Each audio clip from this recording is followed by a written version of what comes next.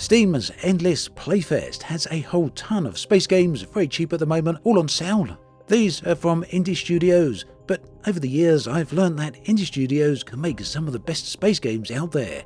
Here's a great selection. If you like the idea of fantastical space environments, then Exo One is a game to look out for.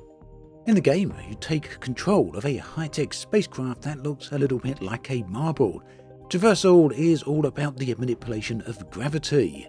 This gravity manipulation allows the spacecraft to increase gravity to build speed on downhill slopes and decrease it to glide or fly upwards on the other side. And this enables the continuous movement across the game's varied environments. Now, the primary objective of the game is to navigate through each planet and reach a distant white light that acts as a transport to the next planet. This involves mastering the momentum of the spacecraft, utilizing its ability to switch between a spherical form for rolling and disc-shaped for cutting through the air.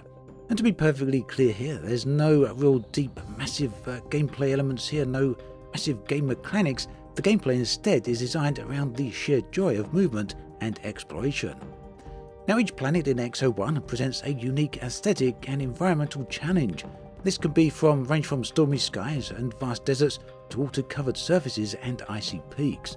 The game's visuals and sound design are tailored to enhance the sense of scale and isolation in these alien settings.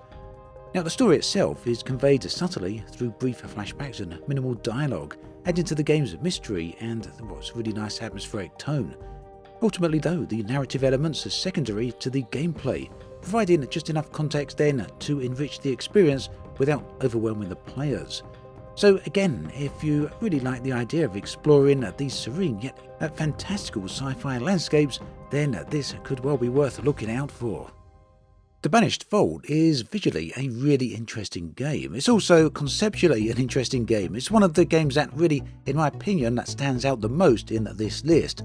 So it's a single-player spacefaring management simulation game, and the game combines scientific rigor with religious themes, featuring a crew of intergalactic monks called exiles fleeing from the dark entity known as the Gloom. And with a theme like that, it's hard to see why it wouldn't stand out. So, set in space, the player's monastery ship, the Exo Vault, travels through procedurally generated solar systems. The main objective is to chronicle the exiles' discoveries by building the scriptoriums, whilst at the same time trying to evade the Gloom. And the Gloom, by the way, consumes solar systems every 30 turns. This turn-based strategy game emphasizes intense resource management and micromanagement, and players must gather essential resources like iron, water and fuel, requiring the construction of specific buildings such as iron extractors and fuel producers. Each resource extraction process must be manually operated by exiles who are assigned to tasks and managed through action points. Now, survival in the game involves constructing a stasis and maintaining the faith of the exiles for deep hibernation between system jumps. Now, the game's universe is presented as a flat, board-like game map, with ships and planets depicted as pieces. An in-depth manual with gothic hand-drawn art details the game mechanics and the lore of the exiles, and I must say this is another area which really does make the game stand out. Also, players can collect artifacts to unlock new ships, buildings and abilities, enhancing the overall gameplay.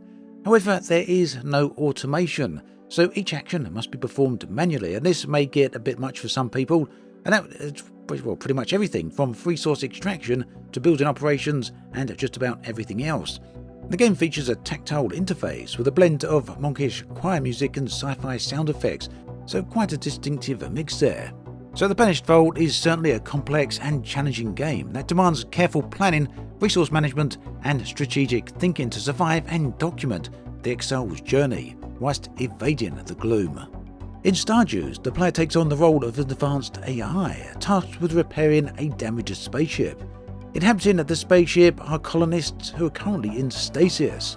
And yes, overall there's some similarities here to RimWorld.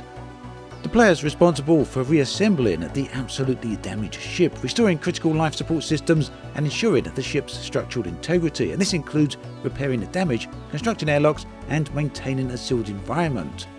Resource management is a significant aspect of Stardeus, and players engage in both mining and trading to obtain the necessary materials for crafting parts and resources.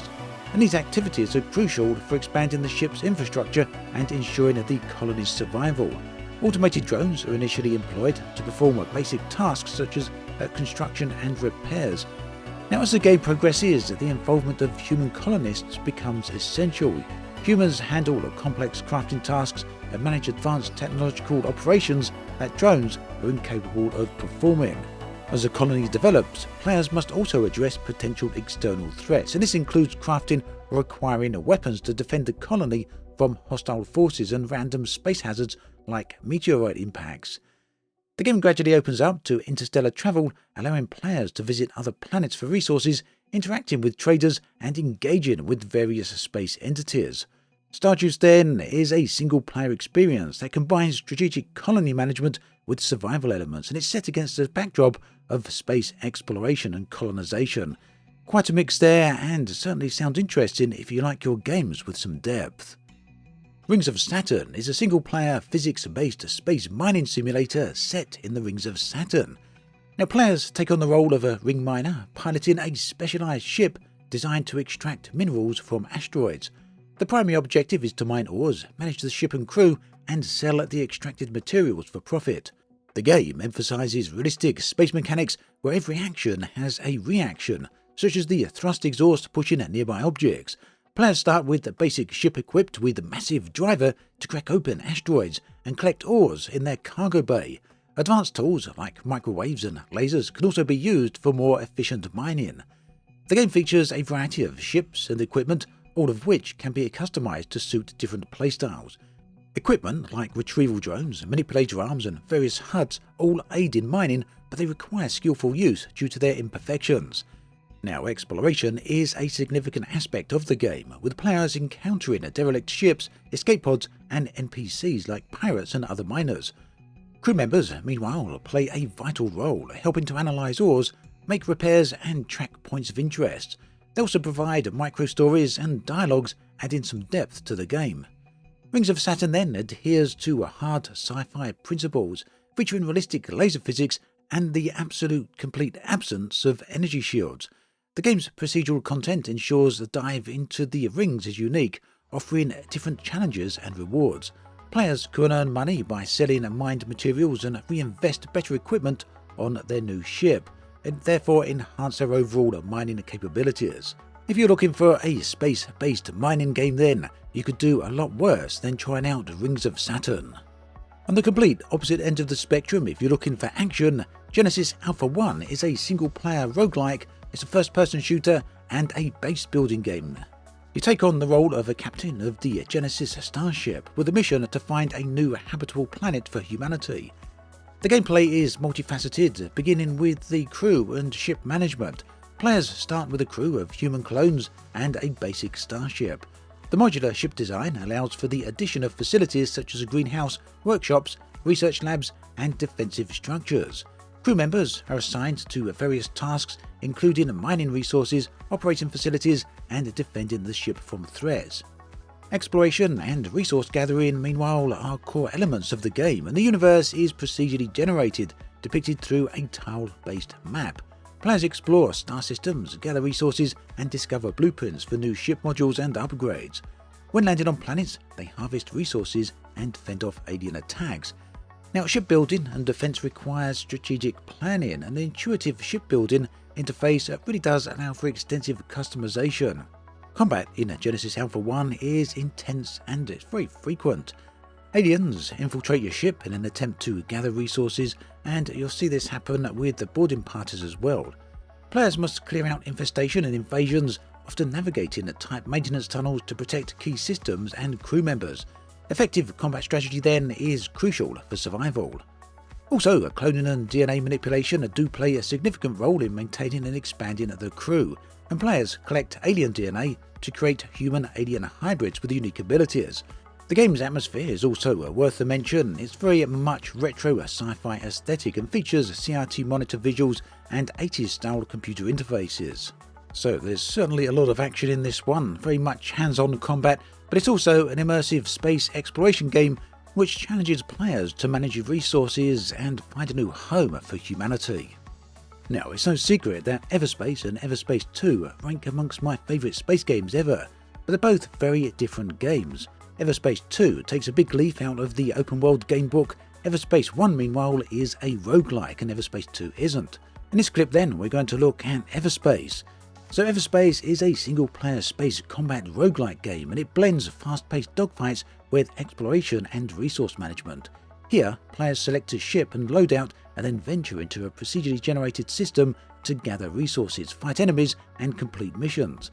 Each death resets the run but allows players to spend earned credits on upgrades and new ships, and this enhances their overall chances of subsequent attempts. The game's core mechanics involve intense tactical combat with various ships offering different distinct playstyles, from heavily armed vessels to nimble fighters. Resource management, of course, is crucial, as players must collect and utilize fuel, plasma and nanobots to craft weapons, upgrade systems and repair damage. Exploration is driven by the need for these resources and the allure of uncovering narrative elements and lore. EVERSPACE features a non-linear story where players control a clone of scientist Adam Roslin, navigating a galaxy embroiled in a human-alien conflict. The narrative is aided by the AI companion Hive, and it unfolds gradually through the gameplay, adding depth to the roguelike experience. The game, even today, many years after release, is still visually stunning, and the game is optimized for various platforms. It's available as well on Nintendo Switch, and of course also supports VR. Right now this is a little over £2 on Steam, so it is very much worth a buy. On a final note here, two other games that need no introduction at all, X4 Foundations and Stellaris.